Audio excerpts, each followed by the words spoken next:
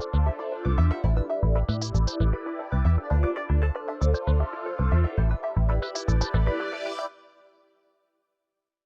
up, y'all? Welcome back to the Woman's Hustle, Thrills and Spills of Entrepreneurship. It's your girl, Coach K. Thank you so much for tuning in. If you are watching, then you see that I'm not here by myself. I'll allow my guest the honor of introducing herself. Hey, hey, hey. Hello. Thank you so much for having me on. I'm looking forward to our conversation today. Me too. Me too. Please let the listeners know who you are and a little bit about what you do. Yeah, so my name is Lachelle Barnett. I am a licensed therapist by trade. Since being in this entrepreneur game for the last, I think this is my sixth, seventh year. I lost track. But most of my clients call me a business therapist. Okay. So sometimes we're working on the business and all of the marketing, sales, curriculum, blah, blah, blah. And other times we're working on them. Right. And so when people started calling me the business therapist, I was like, oh, I like that for me. I And so like that's what I officially call myself these days because sometimes we're doing personal development work and sometimes we're doing business. So I love it because I totally believe that when trying to start and elevate and pivot in business, you have to make sure that personal side stays aligned with that as well. So I'm super excited to vibe with you today and to learn more about it from the therapeutic standpoint. To be able to vibe with a therapist that does it by trade, I'm super excited to dive into that with you today, sis. So let's dive okay. in. So tell me a little bit more about what got you started and where it got you here today. Girl, how much time do you got? Okay, so let me give you the Oh, we got short time. version. So when I got into coaching, it was definitely by accident. I know some people feel like they were born to be entrepreneurs and they love that was not my story. I definitely got into entrepreneurship on accident. The short version is I was working as a therapist. My youngest son lives with his dad. His dad decided they were going to move across the country. For context, I live in Indiana and they were going to move to Texas. And I was like, guess I'm moving to Texas because guess where you're not taking my baby. I Um, know that's and right. so I quit my job and I started the transition to move to Texas. And in the midst of all of that, God really opened the door because I had a lot of time. I had quit my job because they was moving quickly, and I was like, so for context, my son is on the spectrum, on the autism spectrum, and so he doesn't do very well at the time with change. And so I knew this was going to be a big transition for him, and his dad isn't exactly as patient as I would like him to be. And so I was like, all right, I definitely need to be here for this level of a transition. And so everything happened very quickly. And what I ended up having a lot of space is what I'll say. And in that space, people started to send me things. And I had my first experience with like an online conference. Right. So as a therapist, we do a lot of what we call CEUs, learning education kind of stuff to maintain our license. But this was my first time ever experiencing an online conference. It was my first time, maybe I think this was my first time, if I remember correctly, the very first one I went to was all black. Every speaker was, I was like, oh, I don't know nothing about this. So it was a whole different experience, but that was my entry point into the online coaching space. And it just kind of took off from there. I could go into that if that's important. But what I think was probably more relevant is that the first 5 years of my business, I was basically just helping people with business strategy. I was working with aspiring coaches, people who were very new to business because I had already run a nonprofit. So I knew enough business to be helping somebody who was at the beginning. And it's only been in the last 2 years, and I don't know even know if it's been the last full 2 years, that I have gotten back into my therapy roots. Because before this, we didn't do no personal development. There was no mindset. There was no none of that. It was just straight marketing, sales, and a lot of curriculum, right? So as a therapist, I run a lot of groups. And so we had to design curriculum. And so I did a lot of curriculum design. But in the last 2 years, I have really felt the pull to step into what I would consider to be my gift, which has more to do with the personal development side. It has more to do, I still have the same audience in terms of entrepreneurs. Most of them are probably like mid six figures, some of them are lower six figures, but relatively the same audience in terms of still serving entrepreneurs. But now the work has definitely expanded into a lot more internal kind of stuff versus the external. I love it. I love it. And I think that that's important. I love that you talk about like the multiple levels because I think that that's something that we all feel like somebody, a lot of people feel like that everybody's classified together. And that's not necessarily the case, especially being on the entrepreneurial journey. So I love that, one that you're like, hey, but let's talk about that purpose. You was like, hey, I felt that pull. I felt that alignment. I love when women say that they feel that pull because I think it's important for us to step into that. Sometimes we may be scared, fearful, or whatever, but I think that it's dope that you stepped into that. You was like, I don't know. But I love that you did that. Can I just say one thing about okay. So let's talk about getting into alignment because I had a lot of resistance, right? Like God, it was God who said, baby girl, that's not what I told you to do. And I was like, but you did, but okay. So let me just say that as much as we Yes, I love know, to I talk know it, I about, know it. as much as we love to talk about alignment, and we should, because it's very easy to get out of alignment, we also should be talking about whether it's full blown resistance, whether it's fear, whether, we could name it a lot of stuff. But there is this internal thing that happens for many people when you have to get into back into alignment, right? I think it's worth mentioning that if you're feeling like this mixed emotion, like, oh, I'm really excited and I don't want to, or I'm really excited and I'm tired, or I'm really, whatever the mixed emotion might be, I think it's worth acknowledging, oh, that still could be alignment, right? Like, usually alignment is not 100% let's go. Usually there is some Right. element of excitement and joy and whatever. And then there's also fear and letting go of the old and blah, blah, blah. So I just want to Mhm. say that Talk about it. while I'm happy with the I'm glad you transition, it did. is still, uh-huh. Yes. Love it, I love it, and you're right though, I love you touched on that a few minutes ago about how, you had the vision of being an entrepreneur. I didn't either. Before 2019, I was totally fine in corporate America doing what I do and content, you know what I'm saying? So, the personal Mhm, development, the personal transformation within that actually sought me on the journey to where I'm at now, so I can definitely relate to that, mhm, a lot. One of the things you work with, I really want to touch base on it, is those high achievers, right? And then mhm, like the addiction that they may carry. And these are actually the words that you use. You call it addiction to achievement. I would really like for you mhm, to touch on that a little bit because when I talked to you and was like, I think this is going to be a great topic because I really do see this in a lot of people. They might not see it, but I do mhm, see it as a coach and someone that's on that journey myself. So I would love for you to touch on that a little more. mhm. Okay, so this is one of my favorite things to talk about. So I'm gonna try not to completely geek out and use all of the psychology and brain stuff. But what I will say, this is probably the easiest way for me to articulate it. A lot of times when clients come to me, they are in what I would consider to be an emotional roller coaster, right? They are some days great and some days get somebody else to do it, right? Like there's a lot of I'm a quit, but I'm not, but I am, but I'm not, right? And a lot of times, while there could be multiple reasons for that, one of the most common has to do with how they manage their time and how they manage their task, right? A lot of times it's like, oh, I got a lot to do. I don't have enough time, or my to-do list is never ending. Like usually it has something to do with not enough time and too much to do. And so sometimes, often, people are coming looking for productivity tips, time management tips, organization tips, anything that's going to help them be more Right. effective and, get more done. And what I have to often ask them is this a time management problem or is this a capacity problem? And they're like, I don't know, right? Like, tell me what you mean. And I'm like, well, I could give you some time management tips, but those feel like the surface level responses. And then in 3 weeks, you're going to be like, what else you got? Because that didn't work.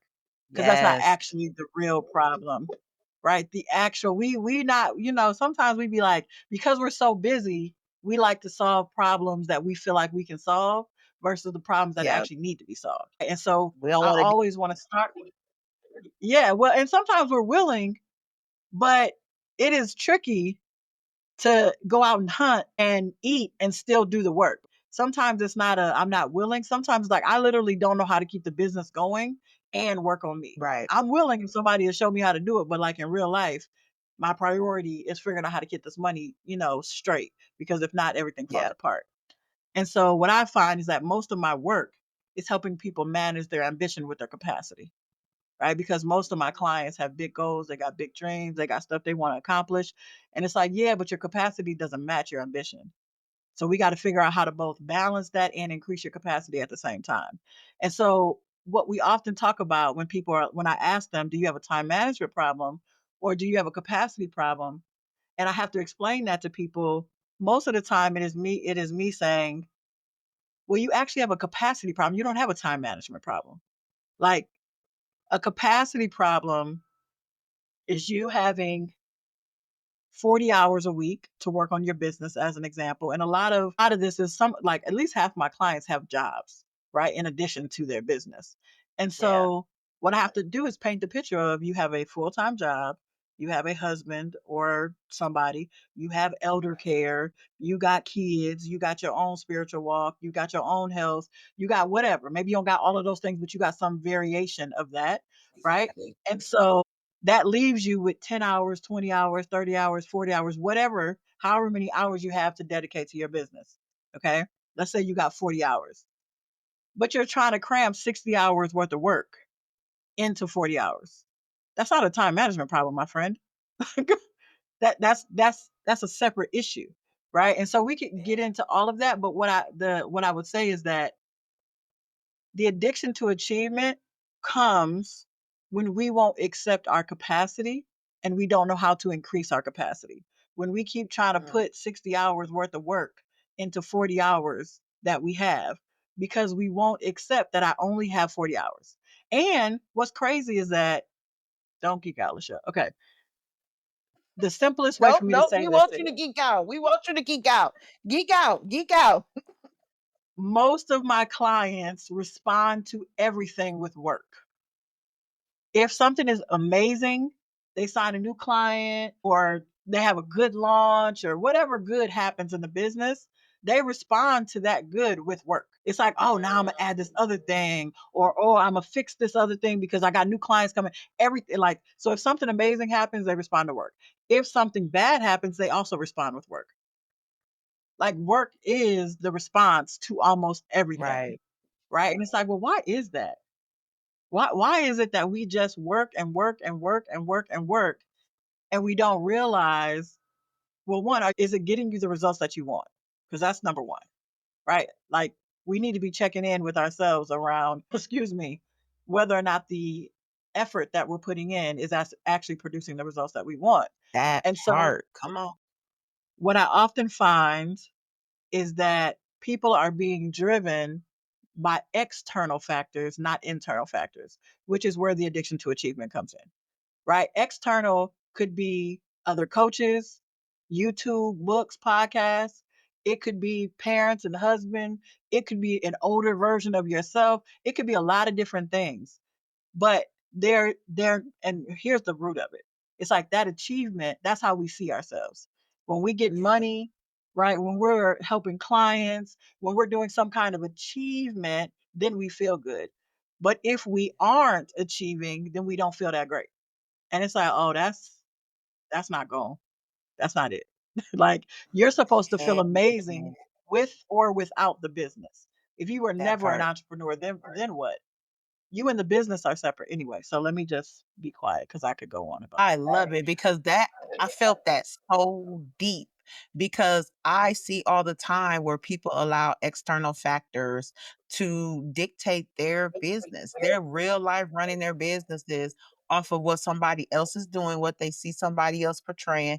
And I tell my clients all the time, if you see somebody that's doing amazing, it could be one of two things. One, they could be actually doing good, or they got a bomb marketing team that's making you think that they just got it great. Either way, it's a win-win for them. However, you can't focus your aspirations on that. You can't focus your business structure on that, what your plan is, because it's different. Everybody's business is different. I don't even care if you're selling the same type of product or offering the same type of service. It still has to be different. And a lot of times people will completely stay stuck in the realm of the same information, the same product, the same service, knowing it's not working for them because they're scared of that change. You touched on that as well. We don't want to make changes. And sometimes We don't want to listen when people trying to give us that non-biased information. Like, listen, I know that this particular way that you wanted to do this was passionate for you, but it's not working. But because so and so over here might have been, it might have worked for them, we would stay stuck on that dead end street. Mhm. Yeah, I think that's crazy. I think that first of all, we as humans as a whole, even if you are not an entrepreneur, struggle with letting go. It is Yeah. part of the normal human psychology to not want to let go of anything, whether it is I've been in this relationship for a long time, whether I had this product, it doesn't really, it's like, you want me to let go of my baby? Yes. Because your baby is not Yeah. producing what you want it to produce. But I also think one of the things that I find to be interesting that is different from my often different from my male clients versus my women clients is that Mhm. women tend to have a lot more resistance. How do I say this in a loving way? Right? So here's how I would say it. My male clients have a lot more ego. They're not in their heads in the same way. They don't need to think about it and they don't need to be in alignment in order to flourish. Their ego just says, I got it. I'm good. Let's do it. Right. And then they got a different Yeah. problem down the line. Whereas women tend to have more resistance on the front end because something feels off or right. Like and it's like, so what we have to learn how to do is manage the resistance, right? Like Yeah. there's a whole thing around just all of the resistance that come up. And we need to understand the difference between being out of alignment versus being uncomfortable. Because a lot of times my clients, well, not my clients, but previous clients, I hear people on the internet saying, well, I don't do that because that's out of alignment for me. And the whole time I'm like, no, that's uncomfortable for you. Those are not the same, my That's friend. it. They're Yeah. not, those are not. And I think we're following a lot of people are following the trends, trending words, trending topics. And I literally was just talking to somebody about this the other day. You know, you have so many people self-diagnosing themselves and, you know, saying, "Oh, this is me because this and that." How do you know? Like, have you been officially diagnosed? Have you officially went and had a conversation? Have you officially been told this is what's wrong, you know, or this is a situation?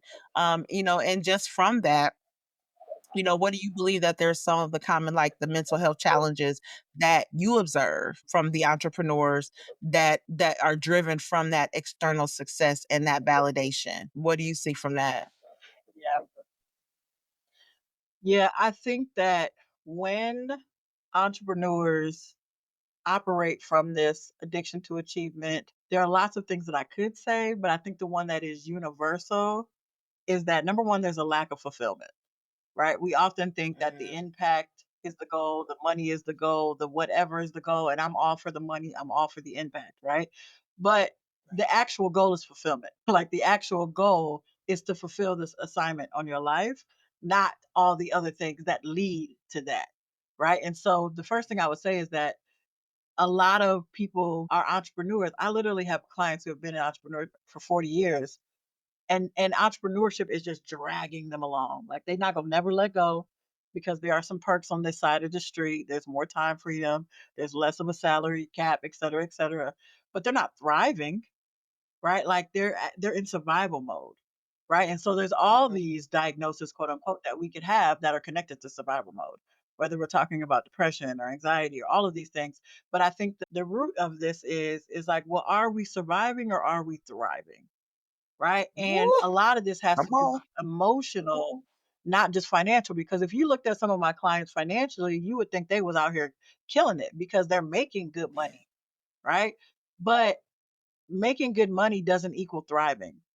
It means you got a better chance of thriving. We're not gonna act like the money don't matter, but the Right. number of people that I serve that are at 6 or 7 figures and are not happy is a lot. Like they're I all believe like that. there's some element, right? So what I would say is I think this has a lot to do with understanding what does fulfillment look like for you and who will you become in order for that to be the standard, right? Because it will require you to rise, right? It will require you to become a different version of yourself in order for you to be able to have fulfillment, not just money, not just time freedom, not just impact, not just some of these things that are really important, but those things don't by themselves don't automatically equal fulfillment, right? And so, in order for us to be fulfilled, you have to step up, right? Because there's all this noise, right? All the time that's telling you should do this and you should do this. And sometimes you're the noise and you need to get out your own way, right? And it's like, ma'am, that's a different idea than you had last week when I talked to you. The answer is no. Oh, Right. I also tell my clients all the time, like, I feel like my real job is I'm just out here managing people. Like that's all I'm doing. It's like, oh, that's what you want to do. Well, let's just walk it all the way through then. Because it's slightly different than what you said a week ago. And so I think that we just probably and so then when we talk about it, they're like, oh yeah, I probably shouldn't do that. No, we should not. We should not right, do that, ma'am. Right? Or sir, because some of my clients are male. But I think that's the thing that I would just offer to people is you have to slow down long enough, right? Which is the part of the problem. Like I had a client this morning that I talked to, and we were talking about they got sick and they were in the bed for like a week. And mm, at the end of it, they were like, I didn't do anything but watch TV. I've never done that in my life. Like I never spent one day watching TV, let alone a week. And they're like, what if I didn't even know this was like it just opened up a whole new world because they were like, I've never why do I have to get up so done early? that. Why do I gotta work so late? Yeah. Why do I and it's like, yeah, why do you? Oh, you don't. Somewhere along the way, either you decided or somebody said, or however it got put into our brain, right, that this was the only way or this was the way. And it's like, oh no, you get to create the life that you want. And that doesn't have to be money Period. without impact, right? You get to have all the things. Like that's what I would love for people to hear is that you get to have all the things. Like you get to have all the things. Sometimes we think well, I get to have the money, but I don't get to have the time freedom. Or I get to have the time freedom, but I don't get to have the money or whatever. And it's like, oh no, you get to have all the things. But in order to have all the things, you will have to raise your standards. You will have to become the kind of person that settles for nothing less than what you deserve. Baby, listen.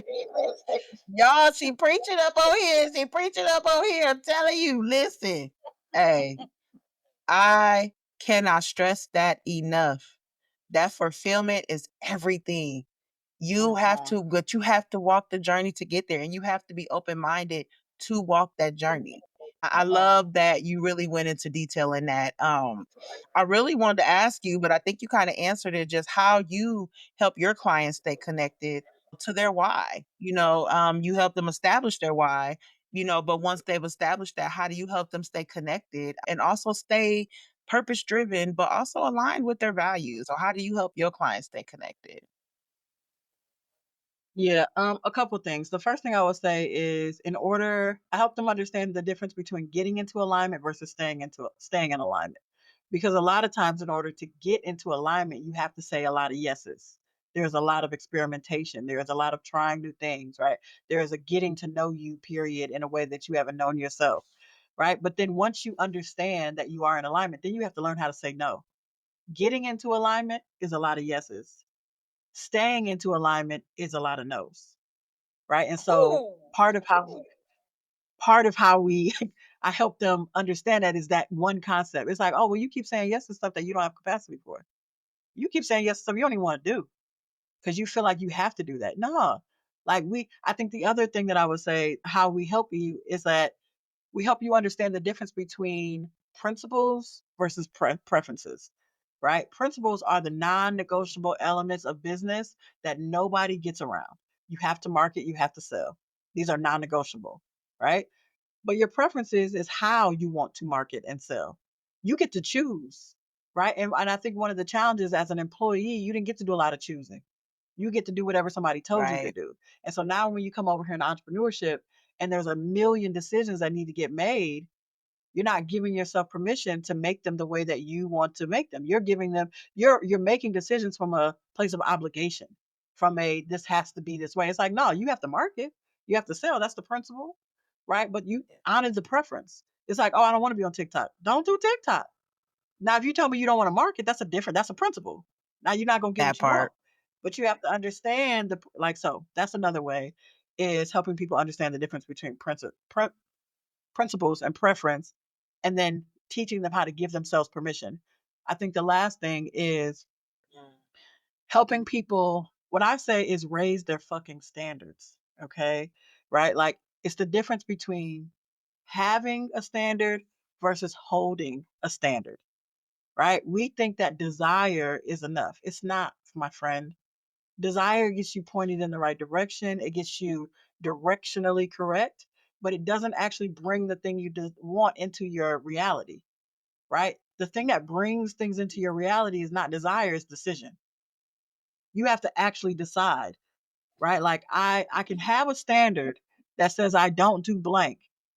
But then if something comes around and then you do blank, it's like, well, that's not holding the standard. You have to raise your own fucking standards on your own life. And when you learn to do these things, you learn to say no, you understand your preferences, you learn how to raise your own standards, then you begin to create the actual inner peace that you're after. Because that's really what most of my clients are after. It's like, oh, I'm doing a lot, but I don't got a lot of peace. I don't got a lot of, oh, it's like, oh, well, one of these three things is likely in the way. Yep. Whew. Baby, listen, y'all. She took y'all to school today. If y'all stay this episode as a favorite, I don't know what y'all gonna do, okay? Michelle, let me tell you something, sis. I love how you teach. I love what you're doing. And you inspired me, but also taught me some things today. So I really do appreciate it. What's upcoming for you? Yeah, so I recently launched my podcast, right? Called The Entrepreneur's Couch, where we are talking about Nice. all of these internal kinds of things, right? Trying to play on the little therapy. And I also am launching a program called The Entrepreneur's Couch, where we talk about all of this stuff, right? All of the internal pieces of being a leader and being public facing and, being addicted to achievement and all of these different things. So that is the thing that we are working on the most is getting this program up and running. I already have clients in the program, but we're getting ready to relaunch and do all the things. So that is my Love focus for Q2. All right. I love it. I love it. And I will make sure that her links to get in touch with her to reach out to learn more about her services and everything that she offers will be in the podcast description notes. So you guys can definitely reach out. I love to have these conversations because I really feel like us women need to understand that sometimes we got to get accountable and understand that we might be our biggest roadblock. So her telling y'all from a therapeutic standpoint is just that confirmation that you may need to say, you know what, I might need to restructure, I might need to realign, refocus. But if the passion and your journey to fulfillment is still there, then do yourself a favor and get you some support to help you make that happen. All right. Lachelle says, thank you again so much for popping on the Woman's Hustle. I really appreciate you coming in here and just sharing your expertise and your insight. It was a joy to converse with you Thank you. today. I appreciate it. All right, y'all. Well, y'all know where y'all can find me at. Again, if you have not subscribed to the YouTube channel, make this your confirmation to do so. If you are listening audio wise, make sure you have favorited the Woman's Hustle Thrills and Spills of Entrepreneurship on your platform. Till next time.